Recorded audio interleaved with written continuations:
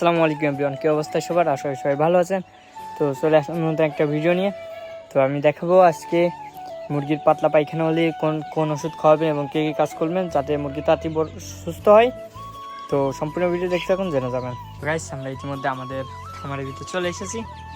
তো দেখতে পাচ্ছেন, এটা হলো আমার সেই সোনালী মুরগির বাচ্চাগুলো। তো আমার বাচ্চাগুলোর পাতলা পায়খানা হয়েছে। তো পাতলা পায়খানা হলে আপনি কী কী কাজ করবেন যাতে মুরগি খুব তাড়াতাড়ি সুস্থ হয় এবং ক্ষয়ক্ষতি না হয়। তো দেখতে পাচ্ছেন আমার মুরগিগুলো অবস্থা খুবই করুণ। তো তাদের কোনো চলাচল নাই, তারা খুব ধীর গতিতে আছে। তো দেখতে পাচ্ছেন। তো আপনারা কোন ওষুধ খাওয়াবেন পাতলা পায়খানার জন্য? তো আমি খাওয়াচ্ছি বর্তমানে নিউ এক্সেল এবং মুরাভেট প্লাস।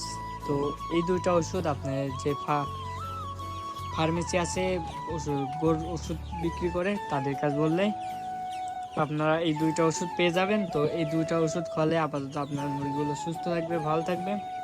এবং কী কাজ করবেন, নিয়মিত পরিষ্কার পরিচ্ছন্ন করবেন, দেখাশোনা করবেন মুরগিগুলো কী করতেছে, কী খাচ্ছে, কীভাবে বাথরুম করতেছে, সম্পূর্ণ দেখবেন। তো আমার মুরগিগুলো হালকা হালকা ঝিমাচ্ছে, তো দেখতে পাচ্ছেন সব।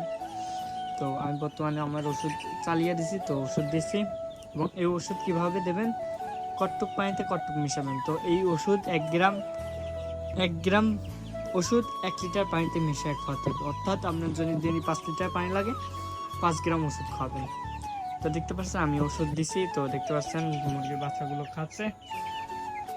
তো এইগুলো ওষুধ দিয়ে আশা করি আমার ঠিক হয়ে যাবে ইনশাল্লাহ, আল্লাহর রহমতে। তো দেখতে পাচ্ছেন মুরগিগুলো ঝিমাচ্ছে এবং মুরগির গায়ে মনে হচ্ছে হালকা হালকা জ্বর। তো আমি ওষুধ দিয়েছি, দেখা যাক কালি কী হয়। তো আপনারা এই দুইটা ওষুধ খাওয়ালে আপনার মুরগি ভালো থাকবে, ভালো হয়ে যাবে আশা করা যায়। তো দেখতে পাচ্ছেন এই কাজ করবেন, কী ওষুধ খাওয়াবেন এবং কী করবেন সবই তো জেনে গেলেন। তো ভিডিও কেমন লাগছে অবশ্যই বলে যাবেন। আজকের মতো এইটুকুই, সবাই ভালো থাকবেন, সুস্থ থাকবেন। আল্লাহ হাফিজ।